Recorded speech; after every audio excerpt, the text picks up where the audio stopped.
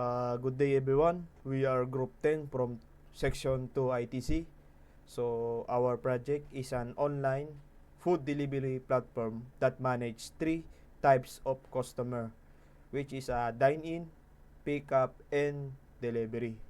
So for our class diagram, we use a parent class name order.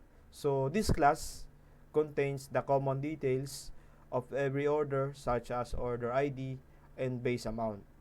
So it also includes the payment processing method. Then we then created three subclasses, uh, which are dine-in order, pick-up order, and delivery order. So these classes inherit the properties of the parent class and calculate the total amount based on their specific rules.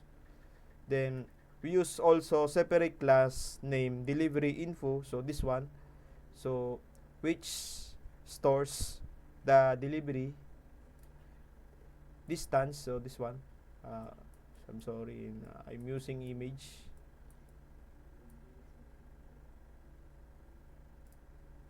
So we also use this separate class name delivery info, so which stores the delivery distance and rate per kilometer. So this class is only used for delivery order.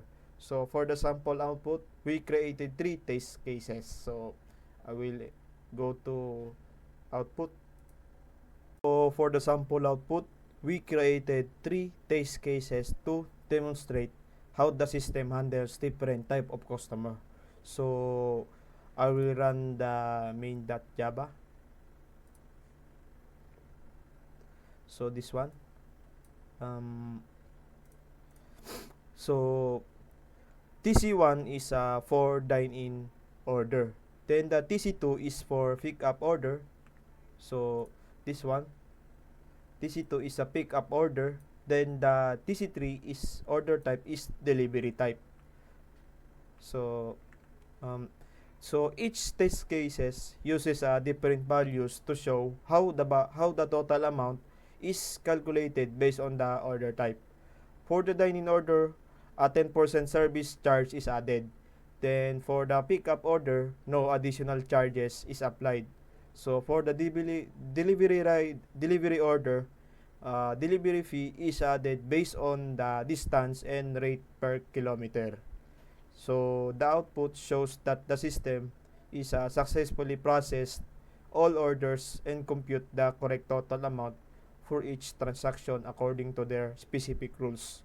So this proves that the program is working properly and can handle multiple customers orders using one unified process. So thank you. Dangal greetings, I am Ariel Venezuela and I'm here to present to you our laboratory project number 2. So here in the order class, we have a protected field, order ID and base amount with a constructor that accepts this parameter, order ID and base amount, with the process payment, order ID, and 2 abstract method, calculate total and display order details. Here in our delivery order class, it extends to the order class or the parent class with the private field reference of the delivery info and a constructor that accepts this parameter, which is order ID, base amount, and the delivery info, and this is a super keyword in the order. It also has a method to calculate the total and the order details. In order class, it also extends to the parent class order, the constructor, and the parameters order ID and a base amount. It also has a method to calculate the total with the service charge and return the base amount